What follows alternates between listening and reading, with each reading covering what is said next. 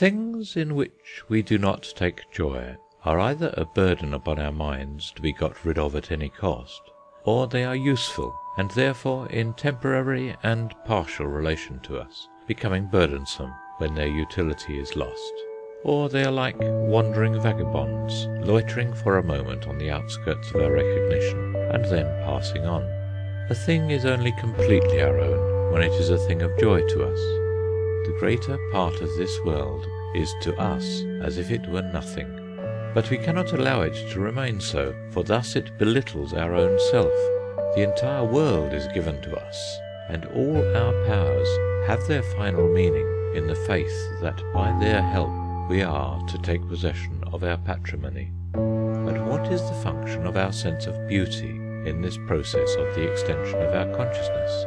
Is it there to separate truth into strong lights and shadows, and bring it before us in its uncompromising distinction of beauty and ugliness?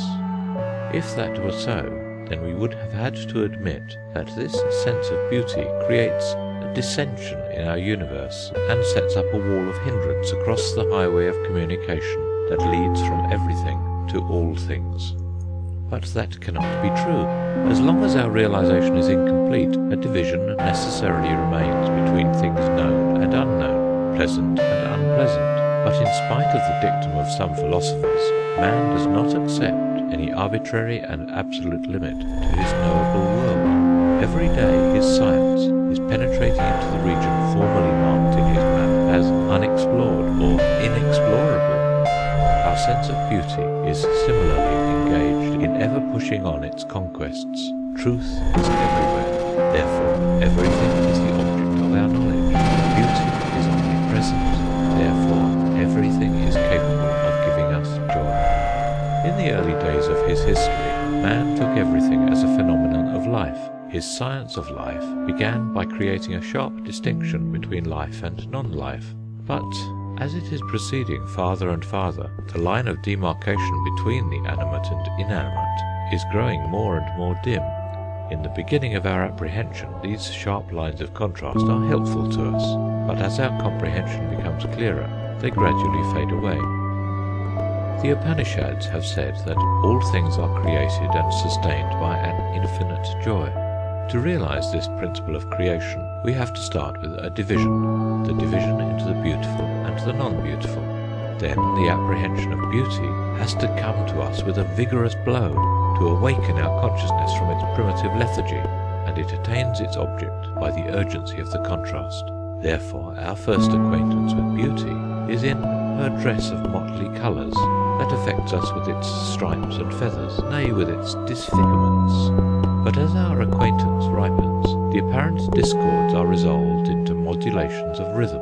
At first we detach beauty from its surroundings, we hold it apart from the rest, but at the end we realize its harmony with all. Then the music of beauty has no more need of exciting us with loud noise. It renounces violence, and appeals to our heart with the truth that it is meekness inherits the earth.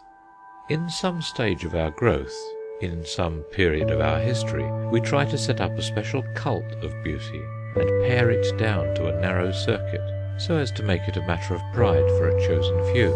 Then it breeds in its votaries affections and exaggerations, as it did with the Brahmins in the time of the decadence of Indian civilization, when the perception of the higher truth fell away, and superstitions grew up unchecked.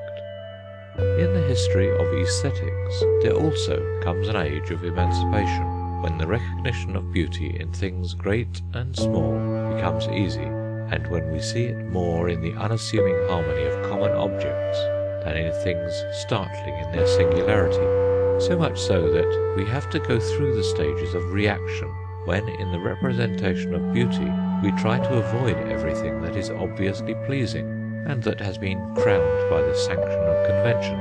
We are then tempted in defiance to exaggerate the commonness of commonplace things, thereby making them aggressively uncommon.